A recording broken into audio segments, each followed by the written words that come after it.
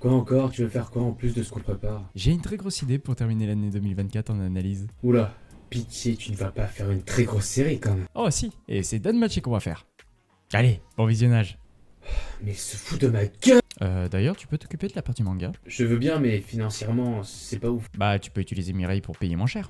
Mais quoi? Salut à toi, jeune otaku. Est-ce que tu as des problèmes d'argent, mais que tu as envie d'acheter des mangas? Non, je suis un gros rat. S'en fout. Eh bien, j'ai la solution pour toi. Je te présente Mireille, une application qui te permet d'acheter des mangas d'occasion pour pas cher, avec beaucoup d'articles en stock. Mireille, c'est le Vinted du manga et de la japanimation. Si tu n'as pas aimé un manga, plutôt que de le laisser pourrir dans un recoin, dans ta mangatech, revends-le directement sur Mireille. Pareil pour l'achat de manga. Avec Mireille, tu peux acheter une série pour moins cher et tu as de tout, parce que la communauté de manga est engagée. Et en plus de payer moins cher ton manga, si tu utilises le code NELIVMACRAGE lors de ton achat, tu recevras 1€ de cashback, rien que pour toi. Wouah! Et nous aussi, nous touchons 1€ de notre côté, ce qui est un soutien pour nous deux, en vous faisant plaisir tout de même, qui proviennent des frais de la plateforme quand vous passez la commande. Alors aujourd'hui, n'hésitez pas et venez rejoindre la communauté Mirai avec le code NELIVMACRAGE, tout en attaché avec un N et M en majuscule. Qu'est-ce qui vous permet d'évoluer? Cette question est très générique et très importante pour la recherche de son identité et d'un but dans la vie. Et c'est pour ça que les œuvres nous permettent de voir les objectifs, dont notamment celui de s'améliorer. Nous-mêmes, nous avons des objectifs dans la vie. Tiens, par exemple, moi... C'est avec ce courant de pensée que nous nous confrontons à Danmachi, série pas vraiment jeune, et qui aujourd'hui n'aurait pas eu le succès s'il était sorti aujourd'hui, tant le synopsis ressemble à beaucoup d'animés. Série plutôt longue qui propose ces moments bien épiques malgré quelques redondances dans lesquelles on reviendra, qui se compose d'une très longue liste de supports pour analyser la série, dont la France a presque toute la totalité. Et oui, c'est pas rien tout ça. On a le classique light novel écrit par Fujino Omori et dessiné par Takashi Yagi, avec 19 tomes que nous pouvons retrouver dans le studio Ufable, que j'ai lu. Les mangas avec 15 tomes, dont il est séparé par saison, et dont pour l'instant nous avons que les 2 premières saisons. Et ce n'est pas prêt de bouger, hein, vu à quel point ça stagne, dont vous pourrez trouver chez les maisons Ototo. Bon, maintenant on va parler du plus gros format qu'on va traiter et qu'on va analyser de fond en comble, même si bon, on va faire quelques allusions au light novel, on va parler de l'anime. L'anime est réalisé par le studio JC Staff. Ah ouf comme nom. Vous le retrouvez sur Crunchyroll pour les 3 dernières saisons et... Bah c'est ça le problème. Sinon, 5 saisons et un film sont disponibles, avec un total de 70 épisodes et donc environ 28 heures de visionnage avec le film compris. Et le spin-off? Chut, pas aujourd'hui. Ce qui nous fait beaucoup de contenu à visionner, mais comme on se surpasse à chaque fois, on ne risque pas de broncher pour si peu. Ok. J'avais regardé les 2 premières saisons auparavant, mais j'ai arrêté pour une raison très simple, ça ne m'intéressait plus. À la place, je regardais à cette époque Mob Psycho 100, qui est vachement meilleur, mais ce n'est pas sujet. Du coup, pour avoir un avis clair, j'ai tout regardé en une semaine. Je veux mourir. Et désolé, mais Danmachi n'est pas un animé que j'apprécie particulièrement. C'est sympathique, mais sans plus.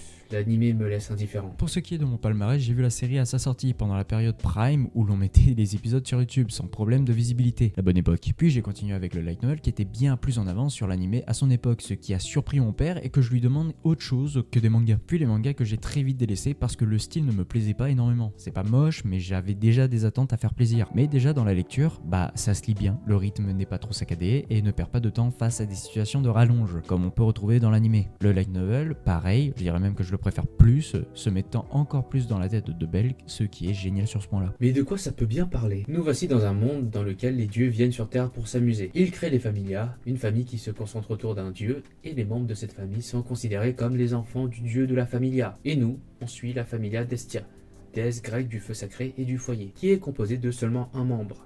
Bel Cranel. Bel est un aventurier débutant qui va dans le donjon pour gagner de l'argent. Un jour, il se fait poursuivre par un minotaure, un monstre de très haut niveau, et se fait sauver par une aventurière du nom de Ice Wallenstein. Et là, c'est le coup de foudre pour Bel. Après cet incident, Bel voue une admiration et un amour pour Ice, qui, grâce à elle, le pousse à devenir plus fort et à s'améliorer plus rapidement que la moyenne, grâce à une compétence alimentée par cela. Danmachi nous raconte l'ascension et la naissance d'un héros, Bel Cranel. La première saison nous présente les personnages, le monde et le personnage de Bel. Il est gentil, persévérant, très gentil, voire trop gentil. On le voit devenir de plus en plus fort, créer de nouvelles relations et on voit notamment que des dieux sont intéressés par sa personne, ce qui montre qu'il est spécial et que sa rapide progression n'est pas normale. Il n'y a pas grand chose à dire sur la première saison, donc bon, passons à la suite.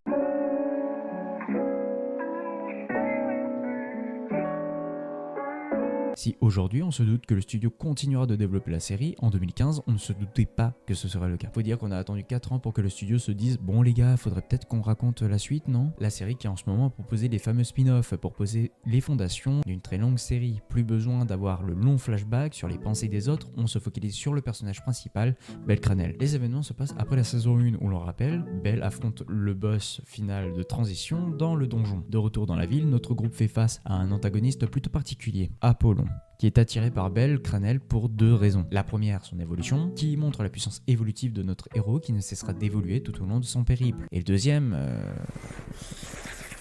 j'ai pas les mots. En vrai, si, j'ai 2-3 choses à dire qui montrent la cupidité des dieux, voulant et souhaitant devenir immortels comme leurs enfants. Retenez cette info parce qu'elle reviendra dans la série et aussi dans l'analyse. En vrai, je n'ai pas grand chose à dire de ce dernier. On a l'arrivée des personnages qui seront présents par la suite de la série, l'obtention du nouveau chez eux qui deviendra la nouvelle base qui sera présente jusqu'à aujourd'hui, et nous avons le fameux logo qui a fait la spécificité de la Familia, une flamme symbolisant Estia et une cloche pour représenter Belle. Ben qui donne cloche en anglais, très subtil, mais qui explique qu'à l'arrivée de son grand pouvoir, il y a un son d'une cloche qui annonce le moment épique. Mais vient la seconde partie de la saison avec l'apparition d'un personnage plus qu'important pour la série. Le quartier des plaisirs est un arc...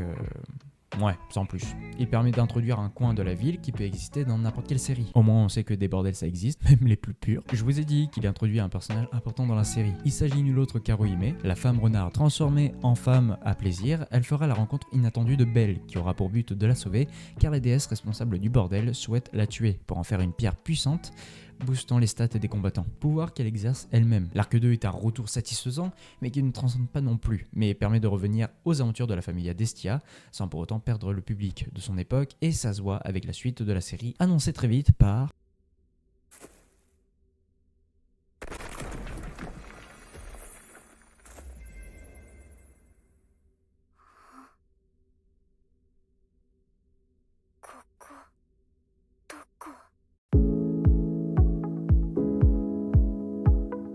Dans cet arc de 12 épisodes, Belle fait la rencontre d'un monstre doté de conscience qu'il va appeler Win. Ce nom. Toute la saison tourne autour de ces monstres dotés de conscience, sauf qu'on passe sur une autre intrigue en fait. La série fait une pause et on attaque une intrigue sur les donjons. Tout ça pour ne pas avoir de réponse. Belle se remet en question sur son approche de tuer des monstres car il y en a qui sont comme lui, mais rien ne change. Il tue quand même des monstres parce que ceux qui n'ont pas de conscience sont des causes perdues et ne peuvent en aucun cas avoir une conscience. Donc rien ne change trop. Juste, il a des amis monstres en plus. Cette saison 3 est de loin la moins intéressante de la série car on s'écarte de l'histoire et qu'on va sur une nouvelle intrigue dans laquelle on ne nous donne pas de réponse. Elle est mise en stand-by. C'est en regardant le trailer de cette saison que j'ai arrêté de regarder. Mais la 4e saison... L'arc 4 signe la maturité de la série. C'est à partir de la saison que l'histoire prend une toute autre tournure, devenant plus mature avec ses thèmes abordés, dont je ne montrerai pas pour des raisons de censure. Enfin, mature, on est sur un niveau des couilles d'un gamin qui cherche du gore. Par contre, il fait plus que de raconter l'histoire de Belle. Il remplit le puzzle sur un personnage connu de la série. Arc assez long, avec 22 épisodes pour cette partie, et qui ne se divise pas en plusieurs péripéties, comme les autres saisons. Mais on a un ennemi marquant dans cet arc, et qui sera le pilier de cette partie, tant il a marqué la série.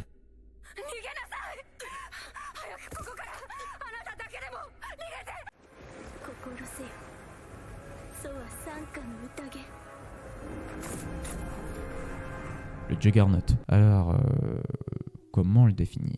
C'est une anomalie du donjon qui a pour but de tuer sans broncher tout être vivant dans le donjon, que ce soit créature qu'être humain. Ne comptez pas sur moi pour montrer des images, parce que même moi ça m'a choqué. Et j'ai eu du mal à écrire cette partie. Malheureusement, la partie douloureuse était à prévoir. On savait que sa familia n'allait pas survivre en raison de la fameuse tombe de la saison 1. Le plus important, c'était la vengeance de Ryu, qui était le facteur de la saison. Comprendre les enjeux de Ryu, mais surtout éliminer le Juggernaut. C'est ça le combat de nos héros, et c'est ça le combat de Ryu. Et Belle Cranel n'est pas à plaindre. Le personnage est celui qui prend le plus cher de ce moment. C'est une dinguerie comme il se fait soulever par la créature. Et surtout, il découvre comme nous l'horreur du donjon. Le donjon nous avait prévenu de sa dangerosité et de son imprévisibilité. Mais ce moment est un coup dur pour notre héros. Belle n'a jamais autant souffert dans la série, voire même a frôlé la mort. Sans l'intervention de la sirène, Belle ne serait plus de la partie. J'avais oublié son existence, tiens. Jamais l'ennemi n'a été aussi féroce et le combat n'est plus que stressant. Qui nous dit que Belle réussira ? Le défi n'est plus qu'envoûtant. Ça aurait été bien si le bullshit n'existait pas. J'ai jamais été autant pris au dépourvu qu'au combat final de cette partie. La logique aurait été d'affronter de manière convenable et stratégiquement face au chimère qui a évolué entre temps. Mais là, bullshit, le perso combat avec une énergie de combattant intacte, alors qu'il y a 2 minutes, il était dans un état de cadavre ambulant. C'est dommage, ça aurait pu apporter une réflexion plus stratégique sur le niveau de Belle. Attention, ne me faites pas dire ce que je n'ai pas dit. Le personnage vise avec précision les points faibles de l'ennemi, tout en prenant en compte son évolution. Mais parfois, c'est flagrant que le combat est juste prolongé. Après, c'est pas plus mal pour nos petits yeux. C'est un bon arc qui a dépassé mes attentes sur la série, et maintenant je m'attends à un grand cru pour les prochaines saisons. Et j'y ai vraiment cru. Spoiler! Après un petit séjour à l'hôpital, notre héros se retrouve à devoir accompagner Cyr lors d'une fête spéciale. Il devra apprendre la courtoisie, l'élégance pour pouvoir le servir comme il se doit. Et pour ça, il fera la rencontre de la familia de Freya. C'est à partir de maintenant que nous voyons en long et en large la famille la plus redoutée de Babel. Au début, ce n'était montré que par des petits teasings avec Ottar, fidèle serviteur de Freya. Par contre, pourquoi ils mettent autant d'énergie pour Cyr? Suite à ce fameux événement, Cyr déclare son amour envers Belle, chose qu'il n'acceptera pas, mais on remarque une chose. Cyr a essayé de manipuler Belle. Pas besoin de dire qui est entre autres Cyr, elle n'a jamais été dans la vision d'Hestia, elle n'est pas dans le registre d'Otario, parce qu'il ne s'agit que de...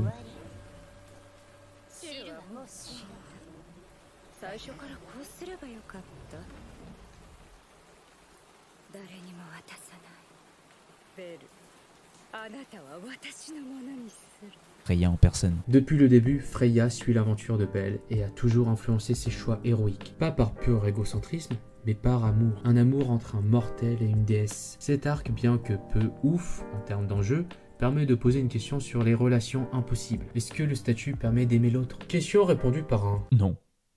Juste non. C'est horrible de penser ça, mais peu importe la réponse, le résultat sera triste. Si c'est oui, la mort les rattrapera. Belle, plutôt, parce que Freya vivra encore sa meilleure vie. Sinon, Freya sera triste, autant pour elle que pour Belle. Bon, c'est rapide comme explication, mais peu importe le choix, la fatalité sera la même. Personne ne sera heureux à la fin. C'est un arc qu'on peut considérer comme transition pour la suite de la série. Mais ça sera pour la suite. Mais on n'a pas oublié un truc. Oui, mais c'est pas important pour la série. Comment ça? On va aller vite pour le film. Chronologiquement, le film a été annoncé en même temps que la saison 2 de la série, et il se place entre l'arc 1 et l'arc 2. Mais c'est pas canon. Les événements que vous voyez dans le film ne servent à rien. Le développement et les souvenirs ne sont que des poussières. Mais les personnages existent bien. Ouais. Eh bien, on les fait disparaître.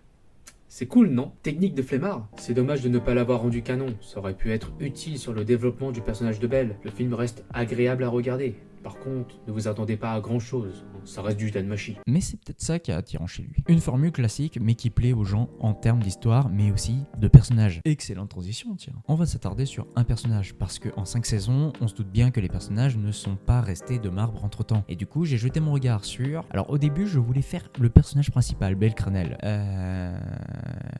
Mais comme j'ai pas envie de me griller quelques neurones, on va se baser sur un autre personnage. Et pour moi, ce sera Hestia. T'es au courant que c'est pire que Belle, au moins?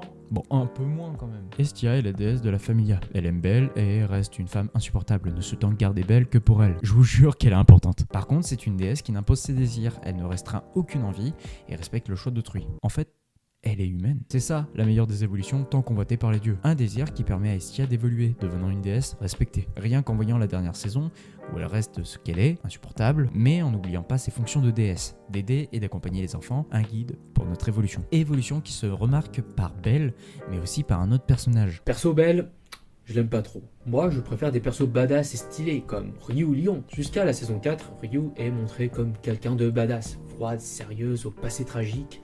Et aussi, elle est forte, putain. Contre le Goliath, elle a fait un énorme boulot pour que Belle l'achève. Lors du Wargame contre Apollon, son arrivée de fou, et elle est seule contre une armée devant les murs du château fort pour juste faire diversion. Et à la saison 3, où elle 1v1 Ice pour protéger Belle, Ryu fait le sale boulot.